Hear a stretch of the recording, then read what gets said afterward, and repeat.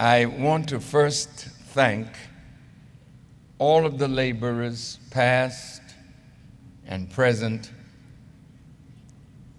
for coming this weekend to one of the greatest laborers' conferences in the history of the Nation of Islam.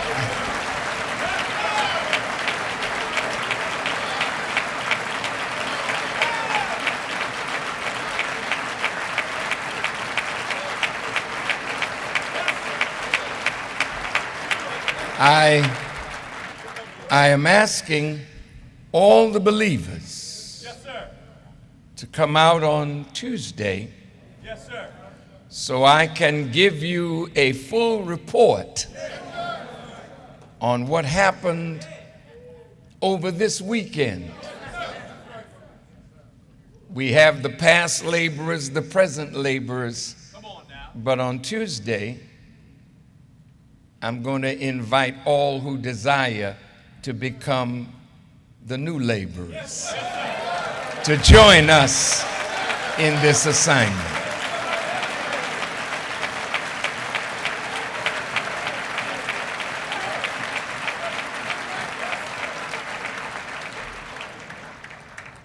No one needs to feel threatened.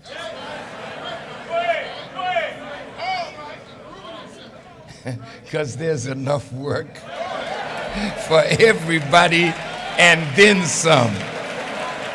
So, my deepest gratitude to those of you who came and to those who came to help us become. I will talk more about that later, but right now, the whole world is now thinking about Islam.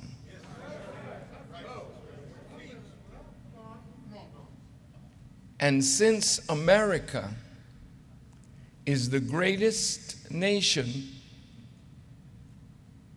of this present world, she has become the focal point of the world's attention. Inside America, there are many Muslims, Christians, Jews, Buddhists, Hindus, agnostics, and various other faiths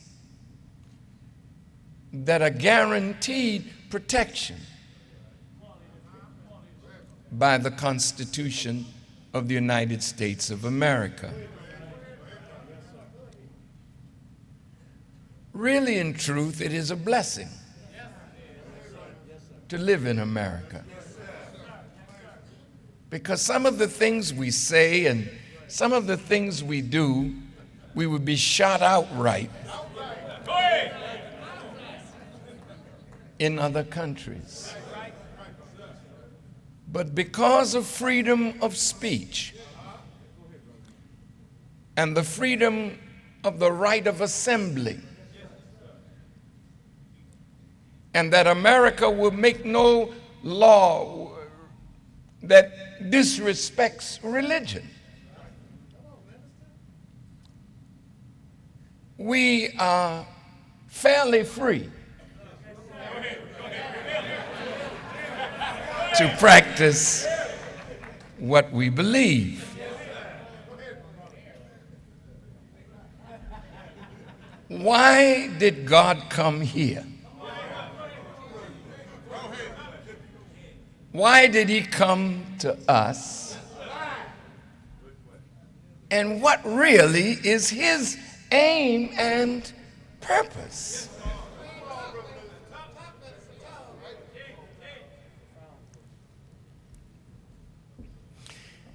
As a suffering people who have suffered great affliction, yet we are not filled with hatred, bitterness, and a spirit of revenge to those who evilly mistreated us. There is so much God in us that we take our hurt, our pain, and our suffering to the highest and the ultimate cause of all effect. And we ask the question, why? It is not wrong to question the Creator, because we were birthed into His universe, which is a manifestation of His mind. So if there were no books to read,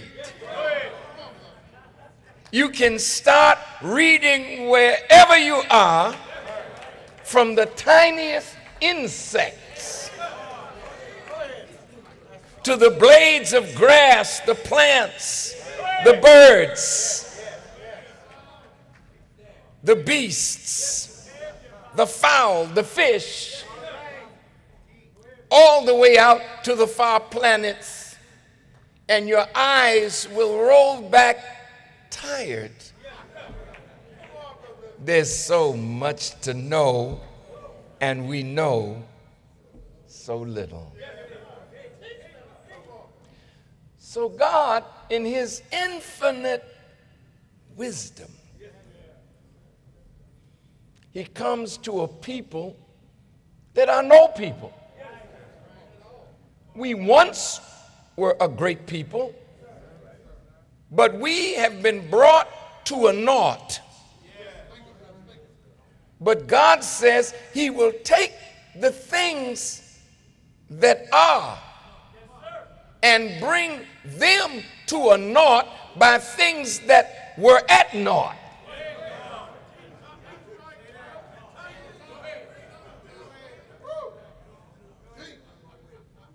What better place for God to do something like that than in America? The greatest of the nations, but unfortunately the most uncivilized. America is styled in scriptures as a wilderness. The first four letters tell you why it is such. Because in a wilderness, things are wild and untamed and untrained and savage. And when you look at the murder rate, the robbery rate, the rape rate, the molestation rate, the incest rate, the criminality of the whole people. And what better place for God to start in such a wild place that has the attention of the world to produce a product out of nothing that bears witness to how He started the universe from nothing. So He'll do it again from nothing. From nothing.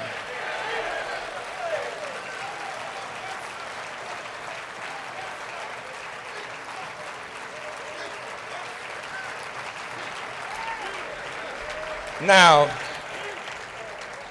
listen to His words. Behold, I make all things new.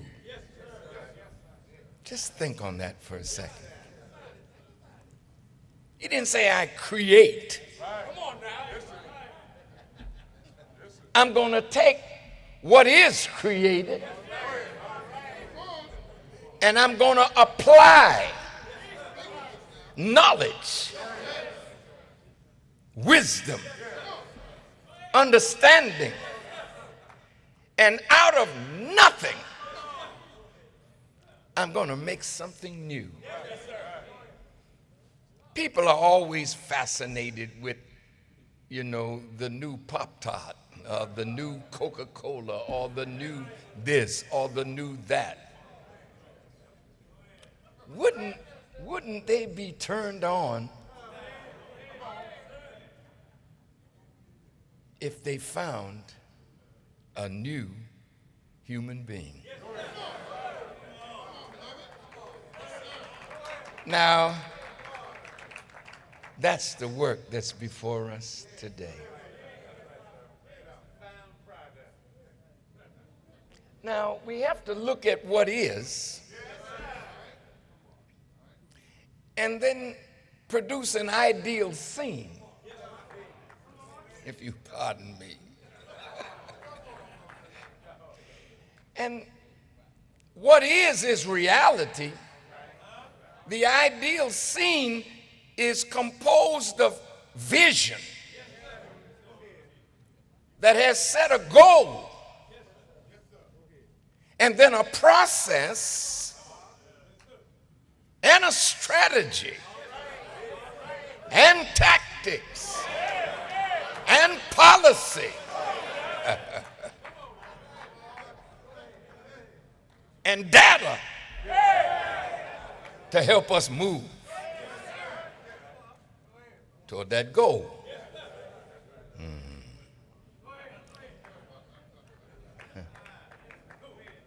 What was the vision of Master Farad Muhammad? And then I'm going to Bible and Quran to show you that his vision is absolutely prophesied. There's no stopping it.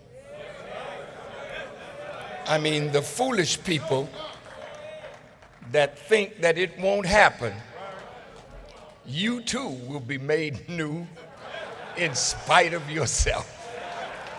God is not going to be frustrated. Okay. Now, he wants to make a nation of gods. I'm going to say it again. A nation of gods that have the intelligence, the skill to say be. Organize their gifts, skills, and talents and resources with a plan and bring what they envision into existence. Not for vanity. God did not raise us and is not raising us to be selfish and vain. He's raising us to make us a people interested in the well-being not only of our people, but of all people, for all have originated from the original man and is the ultimate responsibility of the original man. And that's why the lessons say big field awakes the wide awake man.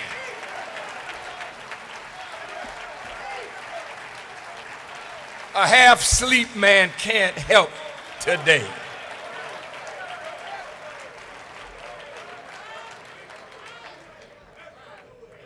Nor can a half-learned people be what God wants.